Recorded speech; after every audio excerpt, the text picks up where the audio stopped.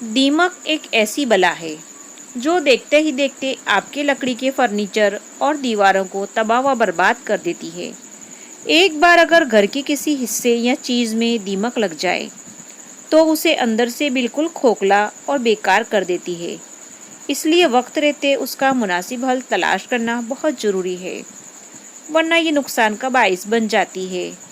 दीमक के खात्मे के लिए लोग हज़ारों रुपए खर्च कर देते हैं, जिससे कभी तो फ़ायदा होता है और कभी पैसे जाए चले जाते हैं। ऐसे में परेशान मत हो, क्योंकि आज हम आपको एक ऐसा सस्ता और बेहतरीन नुस्खा बताने जा रहे हैं जो इस मुसीबत से आपके घर को निजात दिलाने में मदद कर सकता है। दीमक ख़त्म करने का तरीका।